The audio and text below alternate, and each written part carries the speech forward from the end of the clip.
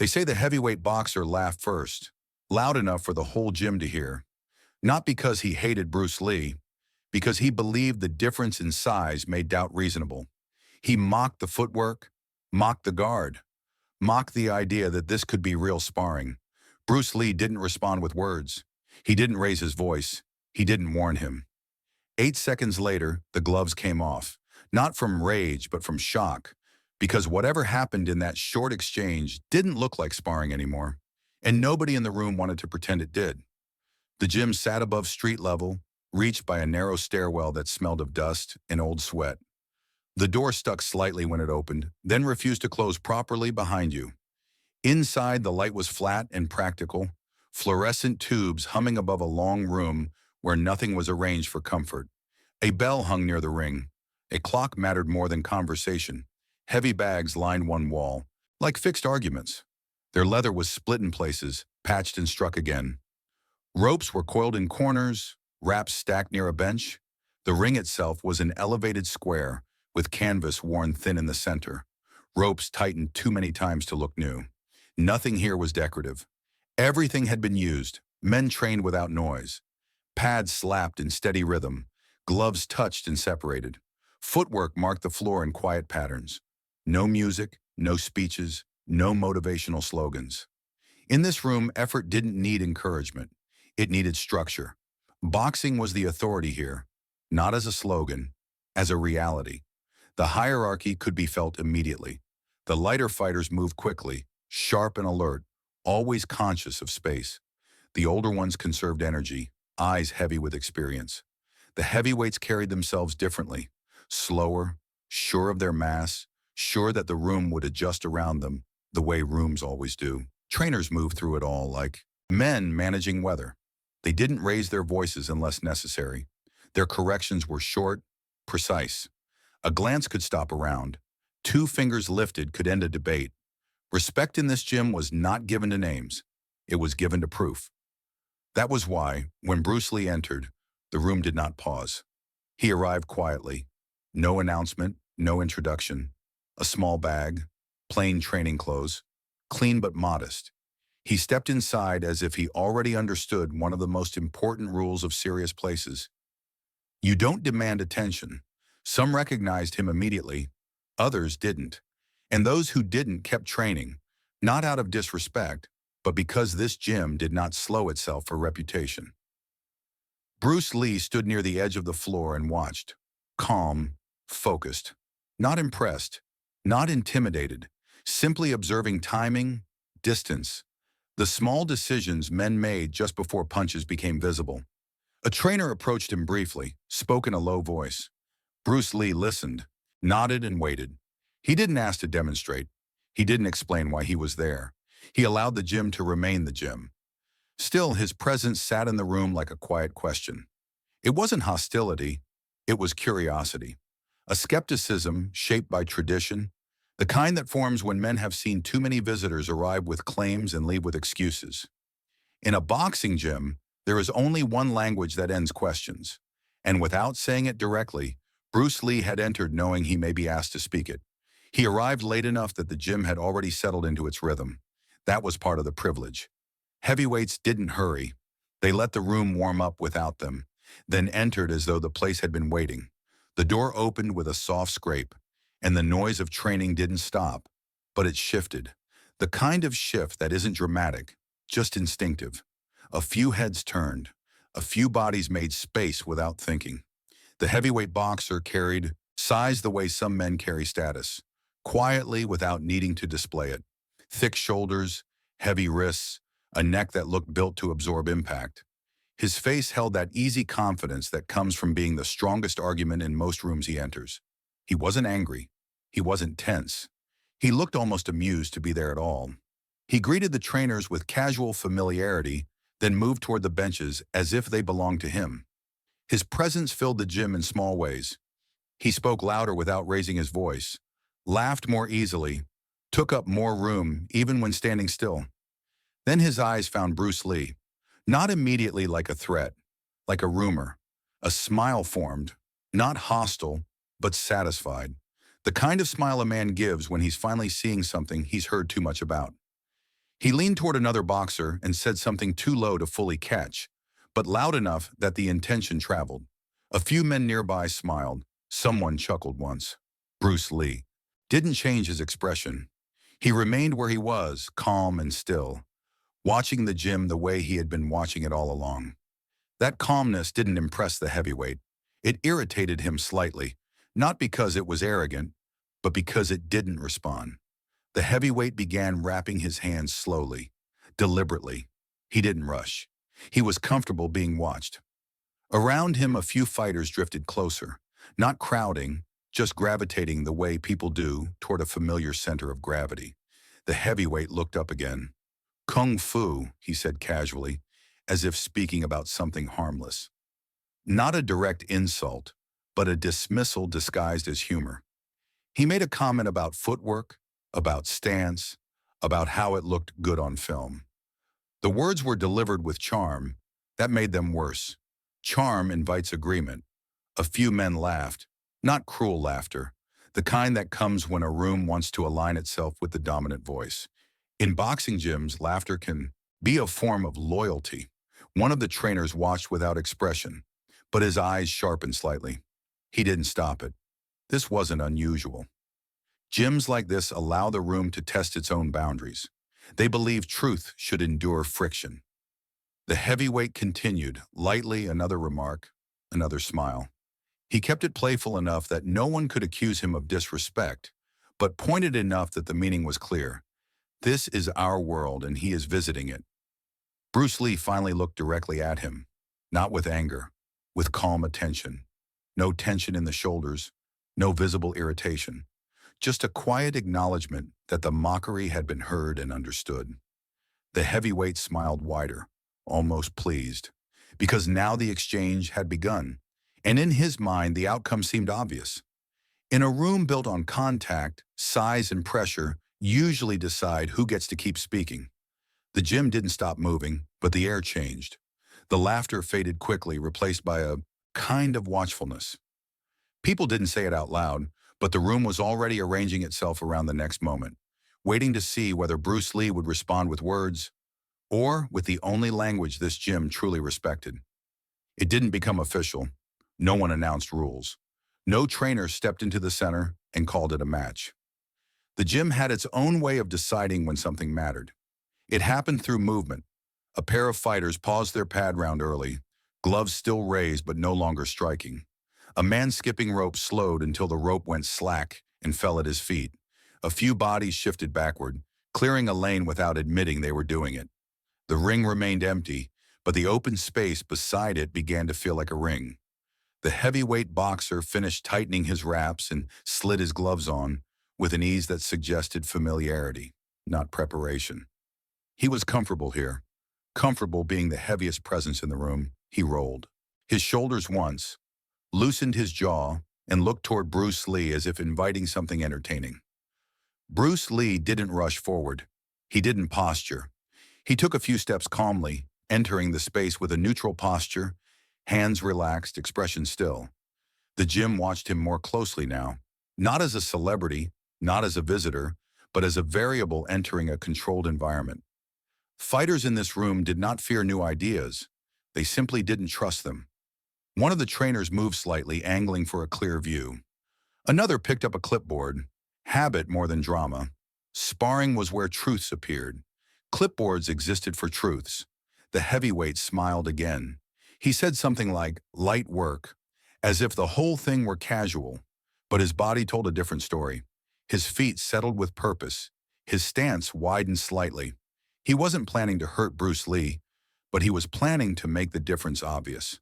A few fighters near the ropes exchanged looks. They'd seen this many times. A big man agrees to light sparring, then uses pressure to prove what everyone already believes. Not brutality, just inevitability. Bruce Lee nodded once, small and controlled. They touched gloves. That simple contact ended the joking. The gym went quiet in the way it always does when sparring becomes serious. Even if the intent is friendly, the room understands risk. It understands that one wrong moment can become damage. The heavyweight advanced first, not throwing hard punches, at least not yet, just stepping forward and claiming distance. He wanted Bruce Lee to react, to retreat, to cover up, to show the habits that boxing punishes. His gloves moved in short testing motions, feints designed to create a flinch. Bruce Lee didn't flinch. He shifted slightly, not back, but offline. A small angle change that didn't look like defense until it denied the heavyweight a clean path. His feet moved quietly, not bouncing, not theatrical, just placement. The heavyweight threw a light jab. Bruce Lee's head moved by inches, the jab passing where his face had been. There was no big slip for style, no exaggerated lean, just enough. The heavyweight jabbed again, a little sharper now, curiosity turning into insistence. Bruce Lee's hand stayed lower than the gym expected. His guard wasn't boxing perfect, but he wasn't open either. He was reading distance differently, timing differently, standing in ranges that would normally be dangerous, but doing it with calm certainty. The heavyweight tried to close in, adding weight behind his forward step. That's when the room began to understand. This was no longer sparring for fun. This was a test. The heavyweight wanted to expose Bruce Lee. The gym wanted to see it happen. Even the trainers, quiet as stone, were waiting for the moment where reality would correct the myth. Bruce Lee remained calm, almost cooperative. But there was a change, subtle, brief, that only experienced fighters noticed. Not in his expression, in his timing, as if he had decided the observation phase was over. And the next exchange would not be about showing anything. It would be about ending something. It began like ordinary sparring. Two men measuring, one pressing, one adjusting. The heavyweight continued to advance with that steady forward confidence that makes smaller fighters behave cautiously. His jab wasn't fully committed, but it wasn't playful either. It carried information, range, rhythm, dominance. Bruce Lee gave him nothing, no panic, no retreat that could be chased, no wide defensive movement that could be trapped. He shifted slightly each time, never far, never dramatic, just enough to keep the heavyweight's pressure from becoming clean. That annoyed the heavyweight. You could see it in his eyes more than his body. He wasn't angry, but his certainty had expected faster results. He expected Bruce Lee's stance to collapse under boxing rhythm. He expected awkwardness. Instead, he found a man standing too calm in a space that demanded reaction. So the heavyweight increased pressure. He stepped in heavier, bringing his shoulders forward, reducing distance until sparring became crowded. The gym leaned in without leaning in. Even the trainers seemed to stop blinking. The heavyweight threw a jab, then a second jab, trying to pin Bruce Lee's head and force him into a familiar defensive shell. Bruce Lee's head moved, small and controlled. And then, in a moment so clean it looked like nothing, he entered. Not rushing forward, not lunging. He simply stepped into the space under the jab, as though he had been waiting for that exact fraction of a second. His body moved with a quiet certainty that didn't ask for permission.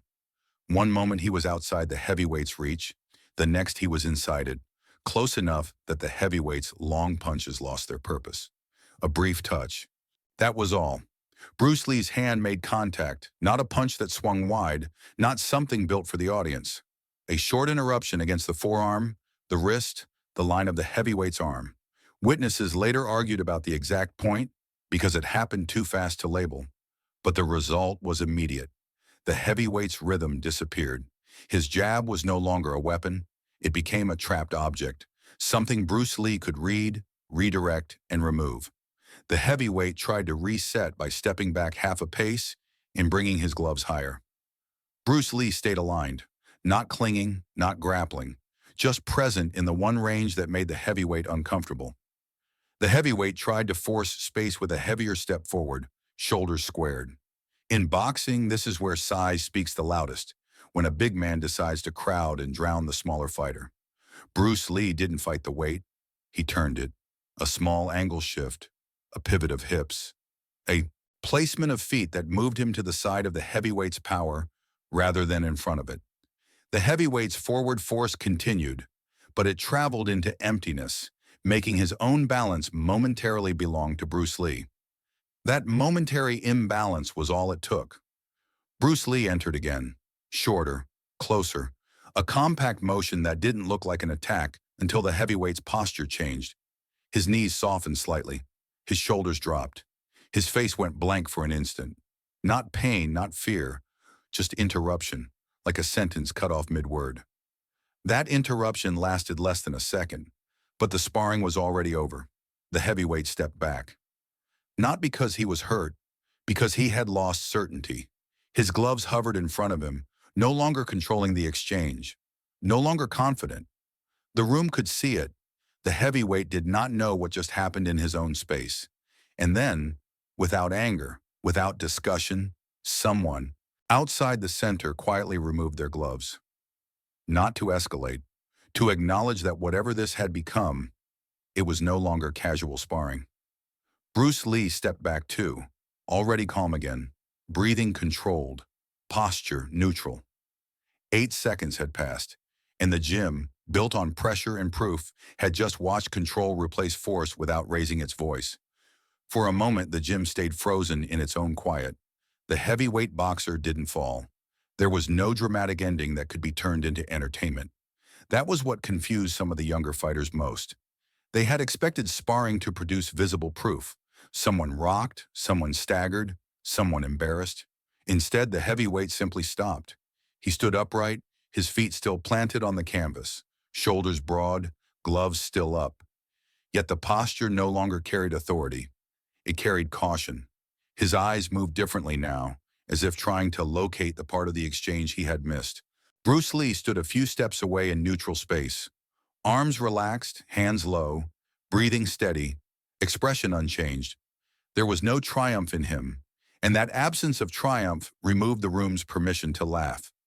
Even the heavyweight's earlier mockery seemed to evaporate under the stillness. A man can joke his way into control, but he cannot joke his way out of uncertainty. The heavyweight blinked once, slow, like someone waking from an assumption. Then he shifted his weight backward, not retreating, not stumbling, just making space around Bruce Lee as if space had suddenly become necessary. A trainer lowered his clipboard, not dramatically, not as a statement. He simply stopped writing. Another trainer, still holding his pen, looked down at the page as if waiting for his own words to make sense. They didn't. A pen is useful when something fits categories. What they had just seen didn't fit easily. The heavyweight exhaled through his nose and rolled his shoulders. Once. The motion was familiar. Fighters do it to reset, to prove to themselves that their body is intact. He wasn't injured. His face held no pain. That was almost the hardest part, because without injury, there was no excuse. He looked at Bruce Lee again. Longer now, not angry, not embarrassed, almost puzzled. There's a particular expression fighters wear when they realize the fight they imagined never truly began. The heavyweight had entered expecting a contest of pressure and dominance. He had met something else, something that did not resist his force with force, but removed the conditions that made force effective. The room understood this in silence. A few men on the ropes shifted their feet, not wanting to speak first. Someone cleared their throat softly. Another fighter adjusted his wraps even though they didn't need adjusting. Small movements, attempts to return the world to normal without disrespecting what had just occurred. Then the gloves came off. Not Bruce Lee's, not the heavyweights. Someone in the circle, one of the onlookers, quietly pulled one glove loose, then the other, as if the sound of sparring leather had become too loud to continue. That gesture moved through the room like an unspoken agreement. This isn't play anymore. The heavyweight noticed it. He glanced toward the fighter removing gloves, then back to Bruce Lee, and the meaning settled deeper. The room had accepted that the exchange had crossed from light sparring into something more serious, something that couldn't be laughed away. Bruce Lee remained still. He didn't explain the method. He didn't offer the heavyweight a lesson in front of everyone. He didn't correct him verbally. That would have been humiliation disguised as teaching, and Bruce Lee seemed uninterested in that. The heavyweight gave a small nod. Not a bow, not submission, acknowledgement. Then he stepped back another half pace and let his gloves drop slightly. Not in surrender, but in recognition that continuing would only expose him further. The gym resumed in pieces. A bell rang for the next round, but the timing felt wrong, almost irrelevant. The sound of training returned slowly. One pad strike, then another. then the rope moving again. But the mood had changed, not into excitement, into reflection. Because the heavyweight boxer had not been beaten with violence. He had been corrected without anger. And the most unsettling thing was this. Bruce Lee looked exactly the same as he had before it began. Calm, neutral, as if the fight had never been worth his emotion. That calm became the lasting image. Not a punch, not a fall. A room full of boxers realizing that dominance can be removed without being challenged loudly. No one filmed it. That mattered more than people realize. In gyms like this, footage changes behavior. It turns training into performance. It invites exaggeration. But there were no cameras positioned for proof, no tape rolling in the corner, no staged moment waiting to be sold. What happened lived only where it began. Inside the room, in the posture of witnesses who returned to their rounds with slightly altered eyes. The heavyweight boxer didn't speak much afterward. He didn't announce excuses. He didn't laugh it off. He didn't accuse Bruce Lee of tricks. He stayed in the gym for the rest of the session, moving quietly, hitting the bag with his usual weight, but without his earlier humor. A few men tried to pull him into conversation, expecting a story. He gave little, a nod, a short sentence, nothing that would feed gossip. That silence became part of the legend. Because if he had been angry, people could have blamed ego. If he had been injured, they could have blamed luck. Instead, he behaved like a man who had been corrected in a way he couldn't comfortably translate into words. Bruce Lee didn't linger either. He didn't walk around collecting reactions. He didn't allow the gym to treat him like a trophy or a spectacle. When the round noise returned, he stepped out of the center and returned to the edge of the room, as calm as if nothing meaningful had happened. A trainer spoke to him quietly. Bruce Lee nodded, listened, then began to pack his small bag. No announcement, no farewell speech. That was another reason the story survived, because it didn't feel designed to survive. It felt accidental, the kind of moment that becomes important only after people realize it has already passed. Later, the details changed depending on who told it. Some men insisted it was exactly 8 seconds. Others claimed 10.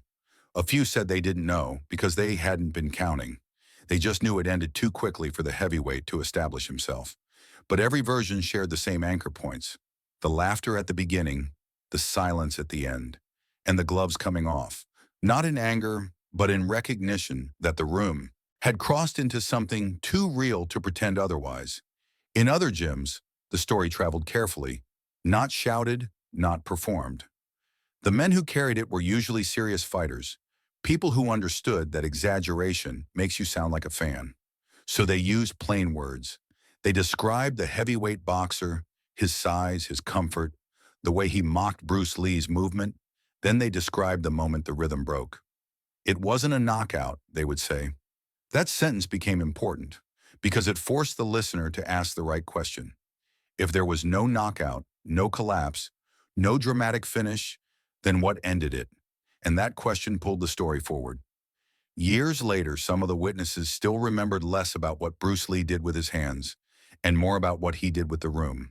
They remembered how he didn't punish, how he didn't seek applause, how he didn't raise his voice. The heavyweight boxer remained a heavyweight. Afterward, still strong, still respected. But something in him shifted. He trained differently. He spoke less in sparring.